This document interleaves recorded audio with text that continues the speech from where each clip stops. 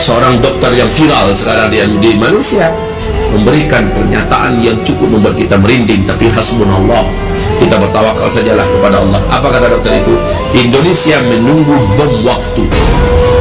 Indonesia ini akan menunggu bom waktu. Ini akan menjadi epicentrum yang paling ganas mungkin di Asia Tenggara atau di Asia. Hasbunallah, ni'mal wakil, ni'mal maula, ni'mal nasir. Hamba-hamba Allah tak perlu gentar, tak perlu takut.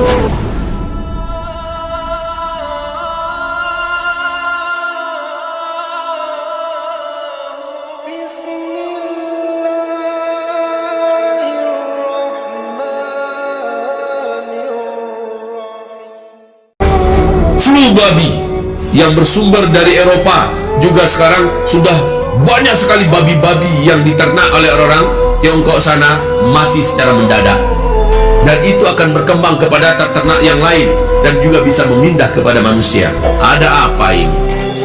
Indonesia, Malaysia, insya Allah kita betul-betul prihatin melihat kondisi Malaysia sudah lockdown begitu lama dan panjang, ternyata angkanya tetap tak terbendung. India juga demikian, yang punya penduduk 1,3 M atau 1,4 M itu, India malah makin parah, sehingga India sekarang menuntut Cina 2 triliun USD, angka yang mereka tuntut dari Cina, karena ini adalah karena kejahatan Cina dari awal. Cina tidak mengumumkan sehingga kami bersiap-siap. Cina tidak transparan sehingga kami akhirnya menjadi pandemi global. Kondisi India yang carut marut, yang ekonominya memang lemah, kemudian rakyatnya biasa kotor dan tidak bisa diatur, ya, ini menjadikan India akan menjadi epicentrum yang juga mengerikan. Dan jangan salah-salah, Indonesia akan bagaimana nanti ke depan. Seorang dokter yang viral sekarang di Malaysia memberikan pernyataan yang cukup membuat kita merinding, tapi hasbunallah, kita bertawakal sajalah kepada Allah. Apa kata dokter itu? Indonesia menunggu bom waktu. Indonesia ini akan menunggu bom waktu. Ini akan menjadi epicentrum yang paling ganas mungkin di Asia Tenggara atau di Asia. Hasbunallah, ni'mal wakil, ni'mal maula, ni'mal nasir. Hamba-hamba Allah tak perlu gentar, tak perlu takut.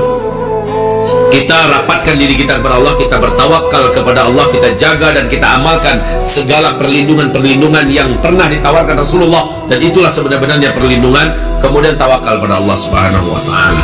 Begitu ya. Masalah rezeki, dalam dibalik ketawakalan dan ketakwaan yang dipuncakkan di dalam rumah-rumah tangga kita, saat kita tidak bisa keluar dan keluyuran dalam mencari nafkah, Allah bisa mengganti untuk kita dengan caranya. Tapi ke depan, beberapa pakar di Indonesia ini sudah bisa memprediksikan bahwa akan terjadi kelangkaan pakan yang menyebabkan orang-orang sulit mendapatkan makanan. Selama ini Indonesia tidak menggalakkan secara lebih hebat, ya, untuk bertani. Sekarang bertani itu pun sudah mulai dilarang. Sebab apa? Lockdown, ya kan? Hasilnya, hasil pertanian akhirnya hancur, tidak diambil. Peternakan juga tidak dirawat, seperti di kejadian di RRT, akhirnya pada mati ternaknya. Untuk mengimpor, yang mau diimpor itu apa? Negara-negara seluruhnya serentak seperti ini kondisinya. Apa yang mau diimpor? Biasanya kita impor dari Thailand, impor beras, impor dari Cina, impor. Sekarang kita mau impor apa? Ya.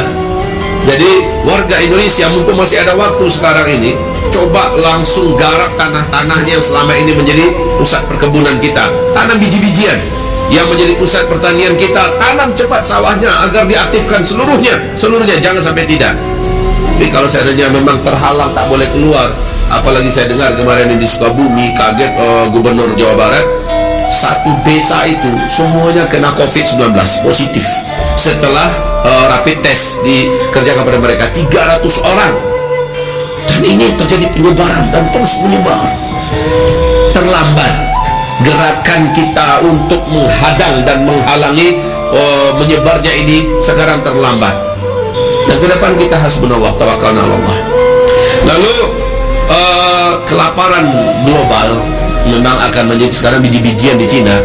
Biji-bijian di Cina sudah sejak 2017 ternyata mereka tumpuk dan mereka jamin bahwa makanan kita dijamin aman. Setiap warganya diperintahkan di RRT sekarang ini, setiap warganya stokkan makanan kalian antara 3 sampai 6 bulan ke depan dijamin aman. Tiap-tiap rumah dimintakan demikian, stokkan makanan antara 3 sampai 6 bulan. saudaraku, sedikit pun kita tak boleh takut. Kalau memang ada yang kena kepada kita, ya sudah, kita menuju kepada kehidupan berikutnya. Kalau nggak sembuh ya. Tapi ternyata ada beberapa dokter yang telah praktekkan ke dirinya yang positif corona, dan praktekkan pada keluarganya hanya dengan bawang putih jantan. Ada yang hanya dengan dengan mengkonsumsi habatus sauda. Ada yang hanya mengkonsumsi terapi dengan garam, dengan air hangat, dan garam itu diruqyah, air diruqyah, sembuh keluarga, sembuh mereka. Dah, rasanya kita nggak perlu mencemaskanlah, insyaallah taala. Sampai kita melindungi diri kita, menjaga diri kita dengan segala apa yang patut dan pantas, kita bentengi dengan doa-doa kepada Allah, dengan amal soleh yang maksimal. Kalaupun kena, sudah takdir. Kemudian kalaupun meninggal syahid, insyaallah. Apa yang dicemaskan? Apa yang dicemaskan? Toh yang kena bukan hanya kita, ya. Jadi jangan tegang ya. Ketegangan itu sangat berbahaya. Ketegangan, ketakutan, kecemasan ini sangat berbahaya. Dan Allah haramkan itu. La takhafu. Kamu tidak boleh takut. Inna awliya Allahi la khawfun alaihim wala hum yahzanun. Sesungguhnya wali-wali Allah itu, Allah waliyul ladzina amanu. Allah menjadi wali bagi seluruh orang-orang yang beriman. Kalau kita memang orang yang beriman, Allah adalah wali kita. Berarti kita ini adalah walinya Allah. Wali itu artinya apa?